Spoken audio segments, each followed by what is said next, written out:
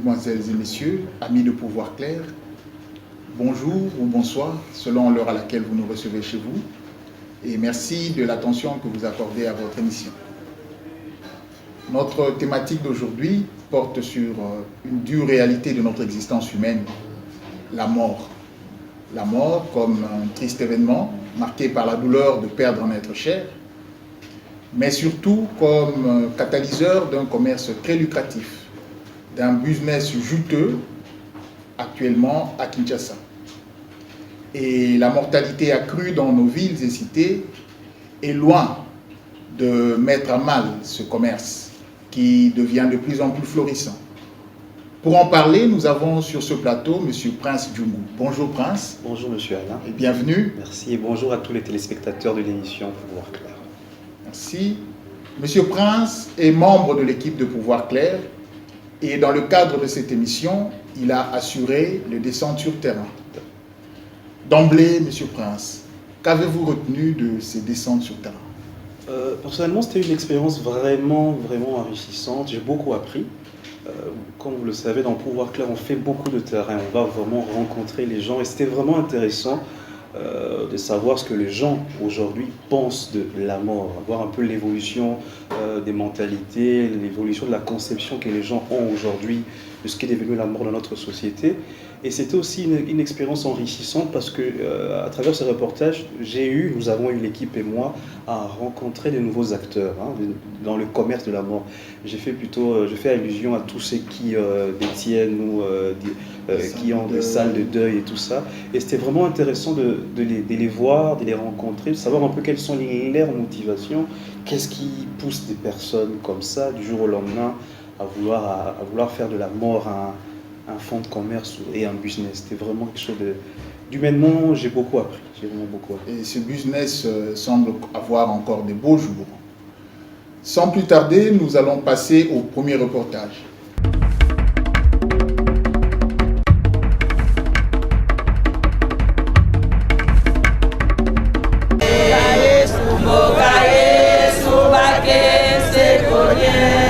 La mort, c'est bien d'elle qu'il s'agit. Cette réalité qui constitue le cycle de vie joue un rôle important dans le vécu des Kinois. Pour les citadins, la mort n'est pas qu'un triste événement, elle est aussi un rendez-vous qui met en scène les us et coutumes des vivants.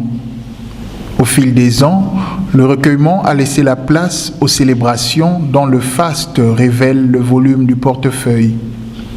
Kinshasa, ville aux mille contrastes, vit au gré de cette nouvelle conception. Toko matalo kwa na Brazzaville, nga na vanda na Brazzaville ataba 10 ans na banda komona.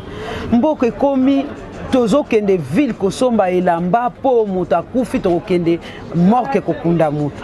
Tozo somba manette, tozo somba ba garantie ba biloko matoi po ebemba mutu tel bazo kende kokunda. En tout cas ba dépense eleki. Zwa ba kit. Zwa ba ngai na yoka kaka na kende na ba fête na matanga bato. Mais sikoyo papa na bana kufaki.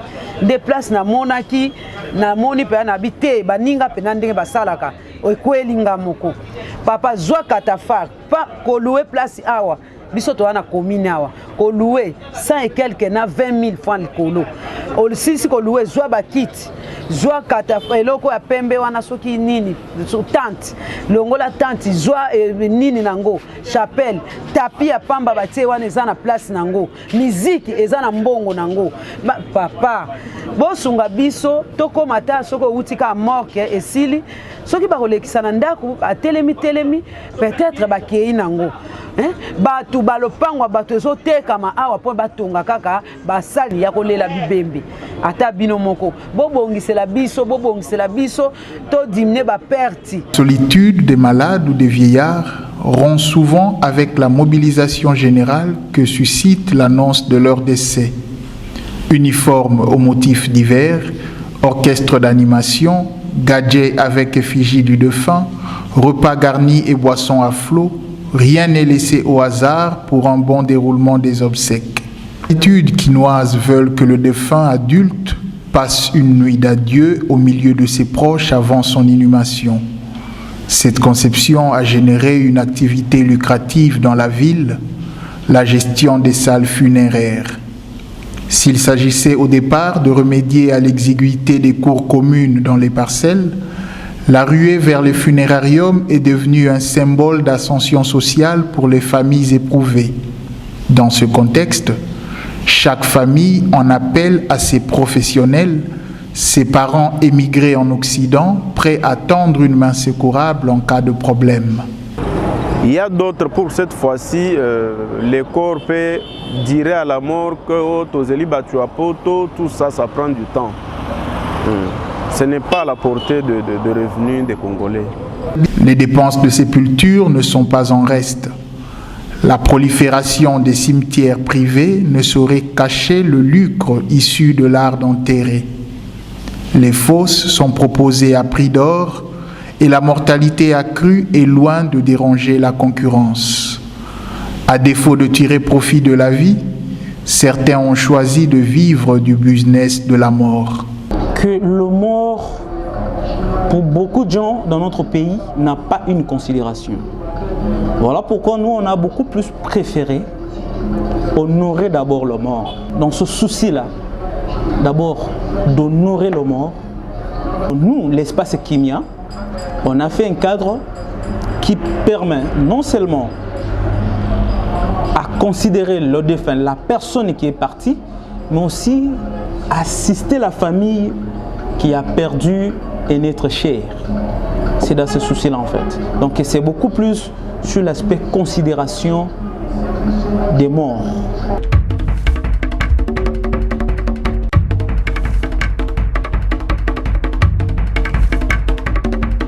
Alors Prince, nous venons d'entendre parler de dernière chance, d'honneur à nos morts. Mais à qui profitent réellement les honneurs de nos obsèques? C'est une très très bonne question. À travers le reportage, on voit qu'aujourd'hui à Kinshasa, par exemple, il y a beaucoup de salles de deuil. J'allais dire salles de fête, ce sont des salles de deuil. Il y a une prolifération des salles de deuil, mais toutes ces salles de deuil coûtent cher. Aujourd'hui, à Kinshasa, les funérailles coûtent cher. Et à travers le reportage, il y a plusieurs points qui m'ont principalement touché ou marqué. Il y a la dame qui parle au début, qui fait allusion à certaines dépenses que l'on fait pour la mort, les habits, les effigies, le catafalque. Ça peut nous pousser un peu à nous poser la question, est-ce que toutes ces dépenses-là sont-elles vraiment nécessaires pour les deuils? Parce que ça coûte vraiment... Certains vous diront que oui. Donc ça démontre à ce que notre société se remette un peu en question, se remette un peu en cause sur ce qui est important et ce qui est nécessaire. Parce que c'est bien d'enterrer quelqu'un, c'est bien d'organiser les funérailles, mais je vais être un peu ironique en disant qu'il y a une vie après la mort du défunt. Il y a aussi une vie pour les vivants. Beaucoup de gens aujourd'hui se ruinent parce que organiser les funérailles coûte très cher, mais après c'est ça la question. Il y a quand même une conception qui veut que, puisque c'est la dernière fois où l'on va contribuer, j'allais dire, à la vie après la vie d'un être cher, tous les membres de la famille viennent se mobiliser et c'est ce pactole mis ensemble. Il y a aussi la question du prestige aujourd'hui. Aujourd'hui, on voit que certains deuils sont plutôt devenus un lieu d'exhibition ou de concurrence, à savoir est-ce que qui a organisé les meilleurs deuils. On vient plutôt se mettre à l'avant que d'honorer le défunt. Ce sont des choses que l'on voit aujourd'hui, des choses que l'on devrait vraiment déplorer. Ça montre vraiment comment est-ce que la façon d'organiser les funérailles ont vraiment évolué à Kinshasa. Et moi, je m'interroge, je voudrais savoir vers où on va vraiment, vers où on va comme ça. C'est bien, c'est vrai que les salles de deuil ont facilité beaucoup de choses. Le monsieur, le responsable de la salle Kimia le dit, ils offrent des services pour honorer le défunt. Mais à côté de ça, qu'est-ce qui se fait aussi? Mais bon, selon vous, vous avez parlé tout à l'heure d'évolution. Bon, comme on le voit à Kinshasa, tout évolue. Il y a peut-être 20, 25 ans, on a pleuré les gens sur leur lit et on les a enterrés comme ça, sans prendre des précautions, à l'époque, nous avions des gros véhicules qu'on appelait communément Lingala Kunde Bembe et qui transportaient des cercueils avec des membres de famille sans payer très cher comme aujourd'hui. Mais bon, peut-être est-ce le prix de l'évolution. Et quelles seraient selon vous les solutions pour réduire les effets en termes de coûts? Non, je pense que bon, on devrait vraiment réfléchir dessus. Les solutions, déjà, au niveau de salle de deuil, je pense qu'il faudrait quand même une certaine réglementation des pouvoirs publics. Parce que qui dit salle de deuil, qui dit business, c'est-à-dire que ce sont des personnes qui viennent se faire de l'argent. Donc l'État devrait vraiment réglementer. Vraiment réglementer. Voilà, c'est une manière de voir les choses. Et peut-être une éducation qu'on devrait faire au niveau de la population sur le respect dû aux morts. Oui, mais tout ce respect sur les morts ou le respect dû aux morts, peut-être est-ce à cause de ce respect-là que les gens, les membres de famille supportent tous ces efforts pour assurer quand même des obsèques, parce que tout à l'heure on a vu dans le reportage que à la douleur de perdre un être cher, on ajoute la douleur de perdre des moyens de vivre. C'est ce qu'on a vu, c'est ce que j'ai vu, ce qu'on a vu sur le terrain, c'est vraiment ça. C'est vraiment ça qu'on a vu en allant sur le terrain, que les gens se plaignent, que les gens se posent beaucoup de questions. Voilà, c'est quelque chose qui devait vraiment interpeller notre société. Oui, mais puisqu'il s'agit quand même d'un commerce, puisqu'on a parlé de business, et il y a un grand profit que les opérateurs en tirent, en tant que tel, il faudrait à un moment que les pouvoirs publics viennent réguler ce processus et essayent de voir, par exemple, à travers la limitation des coûts, à travers la limitation ou la fixation d'un délai entre le jour où la personne décède et la date probable de la levée du corps, afin d'aider un peu les familles à sortir de cette conception ambiante, parce qu'il faut aussi comprendre que parfois les familles sont prisonnières de la conception de notre société qui actuellement veut que dans chaque famille, et surtout qu'il y a un concept qu'on appelle maintenant phare à phare. Ça signifie que, un peu comme on le fait pour les fêtes, il y a toute une émulation qui s'établit entre les voisins autour de l'organisation des obsèques. Et c'est peut-être ce genre d'émulation sinistre qui maintient les familles emprisonnées dans ce type de conception. Raison pour laquelle nous, en tant qu'analystes de terrain, nous sommes allés non seulement voir la population, voir les acteurs qui travaillent dans le monde, dans le business de la mort, qui ont fait de la mort un business, mais nous sommes allés aussi voir les décideurs, voir les autorités de notre pays. Donc nous sommes allés aussi tendre le micro aux personnes du pouvoir public pour savoir un peu qu'est-ce que l'État fait, qu'est-ce que notre État fait concrètement dans ce domaine de la mort. Pertinente question, celle de savoir qu'est-ce que l'État fait. Et nous allons voir dans ce reportage ce que l'autorité municipale en dit.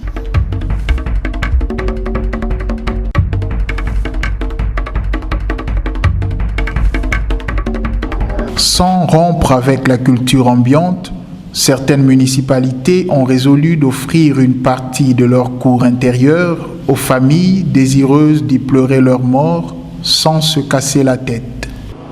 Le deuil, chez nous les Africains, est un fait culturel. Nous avons l'habitude de pleurer nos morts, de les enterrer selon les mœurs de notre tradition et consorts. Donc, pour exposer un corps et pleurer son deuil à l'africaine, cela attire alentour de 500 personnes. Alors, par rapport à nos parcelles de Bandal qui sont d'un type que nous connaissons, il n'est plus possible d'organiser des deuils dans nos parcelles au risque de violer l'intimité du propriétaire. La notabilité de la commune a sollicité auprès de l'autorité urbaine qui a accordé que nos deuils soient organisés à la cour communale, et cela le vendredi pour enterrer le samedi pour enterrer le dimanche. Autre jour de sommeil, c'est des cas d'exception. Et pour cela, l'autorité a autorisé que nous exposions 5 corps par jour, qui fait que la cour communale, le vendredi, le samedi et finalement le dimanche, accueille à tout prendre 7500 personnes, avec cette moyenne de 500 autour d'un corps. Ce n'est pas que la commune a changé la nature de la cour communale en un funérarium. C'était simplement pour aider la population à organiser un deuil à l'africaine avec un espace que l'autorité a compris mettre à la disposition de celle-ci, donc la population.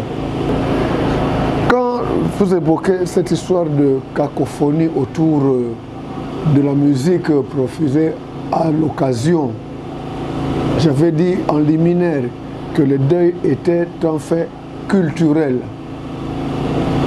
Ça veut dire qu'un Mongala, quand il vient pleurer son mort, viendra le pleurer selon les rites Bangala.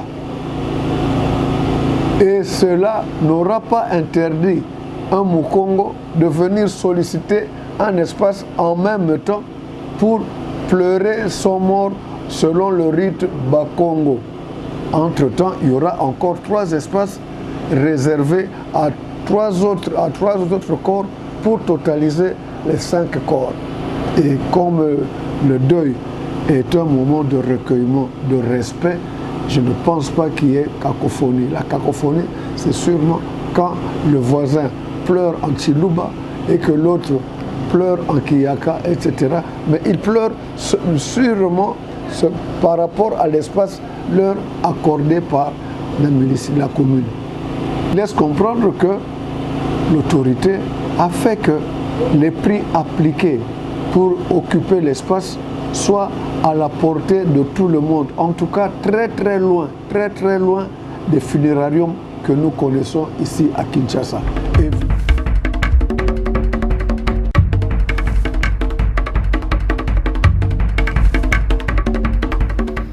Nous venons d'écouter l'autorité municipale qui a présenté les mécanismes à travers lesquels la commune assure une certaine régulation pour soulager les familles qui sont éprouvées à travers une organisation plus ou moins modeste des obsèques. Prince, qu'est-ce que vous avez observé sur terrain? Ce que la commune de Bandal fait, c'est un début de solution. On peut dire beaucoup de choses, hein, mais en tout cas, si on doit comparer, comme le bourgmestre le dit très bien, organiser ses funérailles dans sa commune, ça coûte relativement moins cher que de le faire dans des funérariums, dans des salles de deuil. Donc, au niveau du coût, c'est quelque chose qu'on pourrait, à mon avis, féliciter. Mais seulement, le deuil organisé dans la cour communale de Bandalung a créé d'autres problèmes. C'est le bruit au niveau du voisinage, le vacarme. Donc, ça pousse à réflexion, mais bon, c'est quand même une initiative qui pourrait être un début de solution pour ceux qui n'ont pas les moyens de pouvoir organiser leur deuil dans des funérariums qui coûtent très cher. Et je m'interroge pour savoir pourquoi est-ce que d'autres bourgmestres dans d'autres communes n'essaieraient pas d'imaginer une manière dans leur commune de faciliter à leurs habitants l'organisation des deuils. C'est une manière de m'interroger. D'autant plus que l'État, normalement, n'a pas vocation à se faire de l'argent. L'État est là pour assurer le bien-être des habitants. Donc on pourrait s'interroger un peu. Oui, mais lorsque vous avez parlé du tapage tout à l'heure, j'ai entendu le bourgmestre, m'excuse, j'ai entendu le bourgmestre tout à l'heure l'inscrire dans la tradition, dans le respect de la tradition africaine, qui disait la tradition qui veut qu'on pleure mort par des chants, par de la musique. Beaucoup de gens autour de la maison communale, quand il y a des deuils, se plaignent. Il y a du bruit. Donc, mais bon, c'est peut-être une manière de respecter nos morts, mais on ne respecte pas les vivants. Oui, mais tout à l'heure, quand le bourgmestre a parlé, il a évoqué l'aspect recueillement, qui veut qu'on évite également les tapages, nocturnes ou diurnes, Mais finalement, est-ce que la solution ne serait pas tout simplement à avoir une loi qui dispose que après la mort de quelqu'un, après la levée du corps, on doit nécessairement aller l'enterrer le jour même pour éviter d'avoir tous ces, vous l'avez dit tout à l'heure, tralala, qui peuvent facilement mettre en mal le portefeuille des membres de famille qui restent. De toute façon, moi, en tant que reporter, en tant que quelqu'un qui est allé sur le terrain, je n'ai pas la solution à tout. Nous, au niveau de Pouvoir Clair, notre mission est vraiment d'interpeller. Interpeller la population, de sorte qu'elle se remette un peu en question sur nos pratiques. Et aussi interpeller nos décideurs, le pouvoir public. C'est à eux de pouvoir trouver des solutions sur les problèmes que nous nous mettons au devant de la scène. Donc c'est ça un peu Pouvoir Clair. Oui, vous avez parlé d'interpellation. Interpellation, c'est bien sur ce mot que porte d'ailleurs l'objet de Pouvoir Clair ASBL.